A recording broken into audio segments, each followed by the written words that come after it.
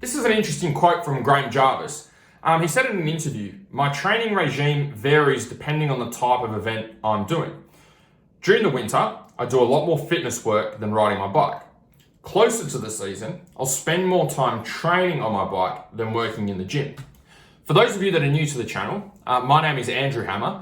I've been working with hundreds of riders and racers from around the world to get them race fit and race ready. Now there's 3 lessons here from this short quote that I want to take away to help to actually give you some actionable advice rather than just the usual vague stuff that we get in interviews from high level riders. The first thing that you need to distinguish is, are you a professional rider and racer, or are you someone who enjoys riding and racing, but you have to do something else for a living to be able to make that happen? Now the reason that you need to distinguish which camp that you're in is because the way you build fitness and strength is going to be very different. For Graham, he could be riding 3, 4, 5 times per week for 1, 2, 3, 4 hours plus per day. So if you calculate all of that time on the bike, simply just from spending hours and hours and hours every week on the bike, he's going to be building a lot of strength, and he's also going to be building a lot of cardio and conditioning as well from doing that. So the gym work in this scenario isn't going to be as important or as effective because most of the fitness and strength is built by being on the bike, which is great for Graham. However, if you are a privateer or someone else that's not able to get that many hours of riding in each week, you need to find another way to build the right strength and build the right cardio. And that's where the gym work comes in. So it's not always a case of having a look at what the pros do and trying to implement it into your own life if you're not actually a professional. So how do you build strength and how do you build cardio in the gym? That comes down to point 2. The way that you build strength in the gym as a starting point, use movements like back squats, deadlifts, bent over rows, overhead presses, bench press, all with a barbell.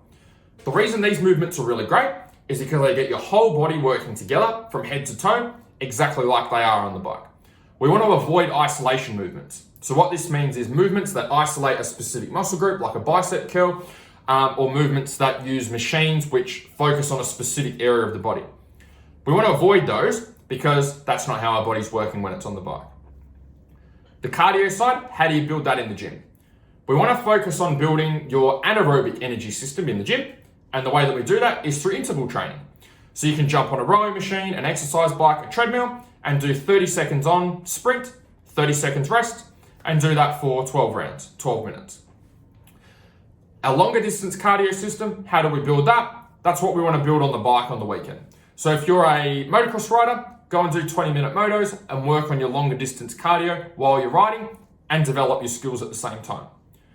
Same thing for enduro. If you're doing 3-hour enduro events, work on your longer distance cardio by going for 2-3-hour rides on the weekend and maximizing your bike time and skill development as well. Third thing is make sure the information that you're taking on board with regards to develop your riding and racing fitness is actually relevant for you, your lifestyle and your goals. So for Graham, training a lot more in the gym in the winter time and because he's riding less works really well. And the opposite during race season, spending more time on the bike and having a practice bike and being able to get a heap of bike time in during the day while most of you are probably out working, that works great for him and that means he can minimize his gym time. However, if your goals are different, and I stress this at the start, if your goals are different, if you're not a professional rider, or maybe you're working towards being a professional rider but you're not there yet, you need to alter your strategy to make sure you've got something in place that can help you to make progress, rather than setting yourself up for failure and saying, hey, the only way I can get fit is by riding 4 times a week, and then just trying to live with the fact that that's probably never going to happen for you.